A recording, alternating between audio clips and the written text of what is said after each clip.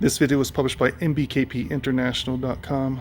In this video, we're just going to talk about finding a bad cut button if you got a problem with a cut button. And the issue you would come into is like if you're doing a cut, you push both these cut buttons here. If the blade's stopping, blade and clamp are stopping in the middle of a cut, not getting stuck, but just stopping at various times on the way down, and it just stops for no reason. A lot of times you could just have a bad cut button. And this stopping would happen whether you're cutting or not. It would just, sometimes, if you're stopping in the middle of a cut, it just might be too much. Your blade could be dull or something like that. So that would be a different issue if it's stopping in the middle of a cut. For that issue, you'd have to do, if you want to find out if it's your cut button, do some test cuts with no paper and see if it stops without the paper. Because if it's stopping without cutting anything, then it's probably just a cut button. Could also be a motherboard, but usually it's a cut button.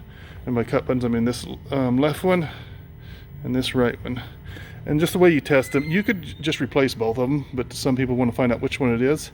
And then what I'm going to do is I'm going to push this button, and I'm just going to, as I keep it pushed in, I'm kind of going to wiggle up and down and wiggle back and forth. But to keep it pressed in though while you do that.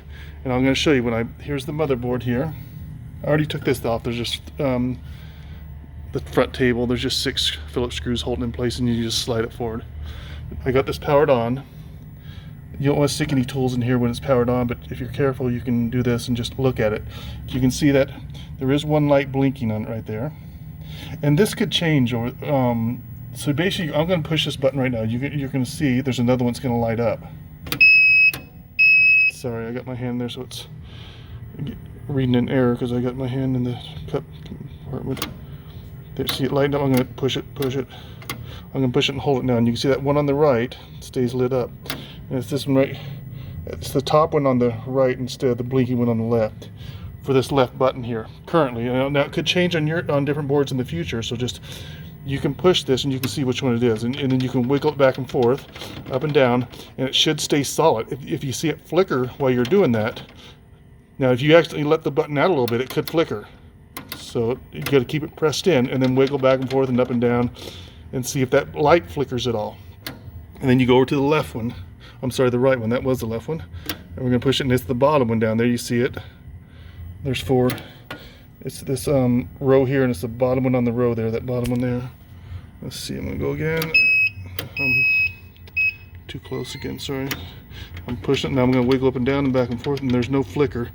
If it would flicker, it'd be something like, like something like that.